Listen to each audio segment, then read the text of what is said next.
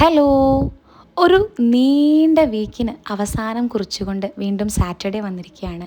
എനിക്കറിയാൻ പാടില്ല, ഞാൻ മെൻ്റലിയും ഫിസിക്കലിയും ഭയങ്കര ടയേർഡായ ഒരു വീക്കായിരുന്നു. സ്കൂളിലും അത്യാവശ്യം വർക്ക് ലോഡ് ഉണ്ടായിരുന്നു, വീട്ടിലും ഉണ്ടായിരുന്നു. അങ്ങനെ ആകെ മൊത്തത്തിൽ ചാർജ് പോയ ഫോണിൻ്റെ അവസ്ഥയായിരുന്നു കേട്ടോ. അപ്പം എന്നെ തന്നെ ഒന്ന് ചാർജ് ചെയ്യണമെന്ന് ഞാൻ ഓൾറെഡി ഇന്നലെ തന്നെ തീരുമാനിച്ചിട്ടുണ്ടായിരുന്നു. സ്കൂളിൽ നിന്ന് നേരത്തെ തന്നെ കഴിയുന്നത് കൊണ്ട് കറക്റ്റ് ടൈമിൽ ഓൺ ടൈമിൽ പഞ്ചൗട്ടൊക്കെ ചെയ്ത് ഞാൻ എൻ്റെ രഥവും എടുത്ത് സ്കൂളിൽ നിന്ന് ഇറങ്ങി കേട്ടോ. വേറൊന്നുമല്ല, ജസ്റ്റ് എ സോളോ ഡേറ്റ് എന്നൊന്നും പറയാൻ പറ്റില്ല.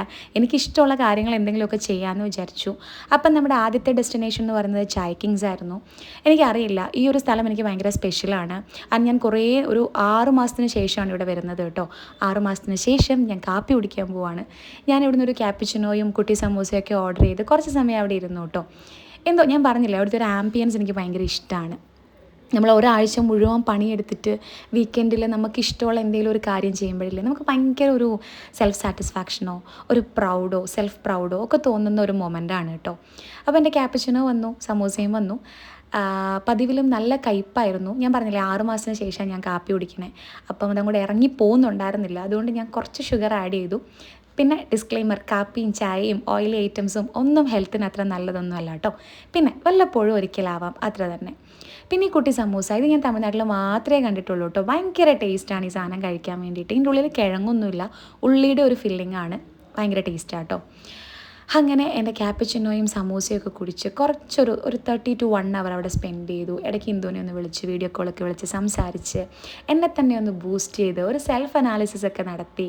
ഇപ്പോൾ നമ്മൾ ഈ ചാർജിലിട്ട ഫോണിലൊരു 50% ഫില്ലായതുപോലത്തെ ഒരു ഫീലായിരുന്നു കേട്ടോ എനിക്ക് അവിടെ നിന്ന് ഇറങ്ങുമ്പോൾ.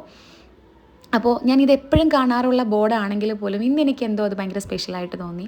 ചായ is always A good idea. ചായ മാത്രമല്ല, കാപ്പിയും ഗുഡ് ഐഡിയ ആണ്. പക്ഷേ ഓൾവേസ് അല്ല കേട്ടോ, വല്ലപ്പോഴും ഗുഡ് ഐഡിയ, അത്രയേ ഉള്ളൂ. അങ്ങനെ ഞാൻ അവിടെ നിന്ന് ഇറങ്ങി എൻ്റെ രഥവും എടുത്ത് അടുത്ത ഡെസ്റ്റിനേഷനിലേക്ക് പോയി. ഇത് സ്റ്റുഡിയോ ആണ്. ഞാൻ കുറേ നാളായിട്ട് ഇവിടെ ഒരു ജീൻസ് നോക്കി വെച്ചിട്ടുണ്ടായിരുന്നു കേട്ടോ. അതെൻ്റെ അനാവശ്യത്തിൻ്റെ പട്ടികയിൽ കിടന്നൊരു സാധനം ആയതുകൊണ്ട് ഞാനിങ്ങനെ വാങ്ങാതെ മാറ്റി വെച്ചിരിക്കുകയായിരുന്നു. പിന്നെ സാറ്റർഡേ ഡ്രസ്സിങ് ഒക്കെ ഇങ്ങനെയൊക്കെ ആയിരിക്കും. മെൻ്റലിയും ഫിസിക്കലിയും ഒക്കെ ടയേർഡായി കഴിയുമ്പോൾ നമുക്ക് ഈ ഡ്രസ്സിങ്ങിനോടൊന്നും വലിയ കാര്യമായിട്ടൊന്നും തോന്നില്ലല്ലോ. പിന്നെ ഈ ഒരു ടോപ്പ് എനിക്ക് നല്ല ഇഷ്ടമായി കേട്ടോ. കഴിഞ്ഞ കുറച്ച് നാളായിട്ട് സ്റ്റുഡിയോയിൽ കാണുന്ന ഒരു ടൈപ്പ് ഓഫ് ടോപ്പാണ്. രസമുണ്ട്.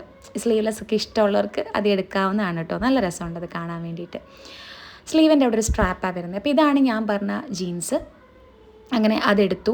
പിന്നെ എനിക്ക് ഈ ഒരു ടോപ്പ് എനിക്ക് ഇഷ്ടമായി.